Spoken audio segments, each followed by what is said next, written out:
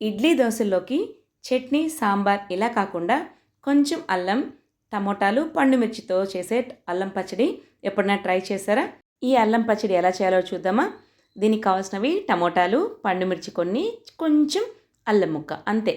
So ఇప్పుడు ఒక బాండి పెట్టి ఈ తరుక్కున్న టమోటాలు, పండు మిర్చి, అల్లం ముక్కలు అన్నీ కూడా వేసేసేయండి. ఒక హాఫ్ గ్లాస్ వాటర్ వేసి బాగా కుక్ చేయండి. మూత పెట్టి కుక్ చేశారంటే టమోటా తొందరగా కుక్ అయిపోతుంది. చూడండి, మూత తీస్తే ఇలా కుక్ అవుతూ ఉంటుంది. ఈ వాటర్ అంతా దాదాపుగా డ్రైన్ అయ్యేంత వరకు ఇలా మూత పెట్టి అప్పుడప్పుడు తీస్తూ కలుపుతూ కుక్ చేయండి. జస్ట్ నేను ఒక 5 మినిట్స్ వరకు పట్టింది నాకైతే టైము. ఇప్పుడు చూడండి, దాదాపు వాటర్ అంతా ఇంకిపోతుంది. ఇలా మూత తీస్తే మనకు వాటర్ అంతా ఇంకిపోయింది. ఈ పచ్చడి బిఫోర్ డే నైట్ ఇలా కుక్ చేసేసి పెట్టుకుంటే మార్నింగ్ లేసి తిరగమాత వేసుకోవచ్చు మిక్సీ వేసుకొని.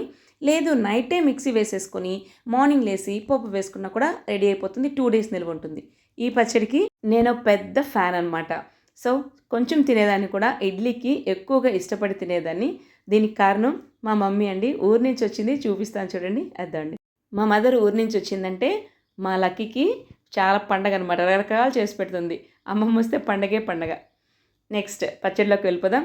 ఇలా కుక్ చేసుకున్న తర్వాత ఈ కుక్ అయినటువంటి టమోటాలు, కొంచెం ఉప్పు వేసి గ్రైండ్ చేసి పెట్టుకోండి. ఇప్పుడు పోపు సెక్షన్. బాండి పెట్టి పచ్చిశనగపప్పు, ఆవాలు, జీలకర్ర ఇవన్నీ వేసి ఎండుమిర్చి, పచ్చికరివేపాకు వేస్తే ఫ్లేవర్ అనేది చాలా బాగుంటుంది. చాలా సింపుల్గా చేసుకోవచ్చు. ఇప్పుడు ముందుగా చేసుకున్నటువంటి పేస్ట్ని ఈ బాండీలో వేసేసేయండి. కొంచెం ఒక 1/4 గ్లాస్ వాటర్ అంటాం కదా, అది వేసేసి ఒక 5 మినిట్స్ వరకు ఇలా కుక్ చేస్తూ కలుపుతూ ఉంటే 2 డేస్ వరకు నిలవ ఉంటుంది. ఈ పచ్చడి చాలా బాగుంటుంది. హోటల్స్లో బండిల దగ్గర అంతా చేస్తారనమాట. బోండాలకి వాటన్నిటికి కూడా బాగుంటుంది. సో ట్రై చేయండి ఈసారి మాత్రం. చాలా టేస్టీగా ఉంటుంది. చట్నీ సరిగా తినని పిల్లలు ఉంటే ఇది మీకు హెల్ప్ అవుతుంది.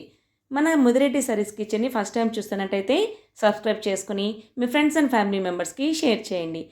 మీ లైక్స్ అండ్ కామెంట్సే నాకు మోటివేషన్. మరో వీడియోతో మళ్ళీ కలుసుకుందాం. అప్పటి వరకు take care and bye bye.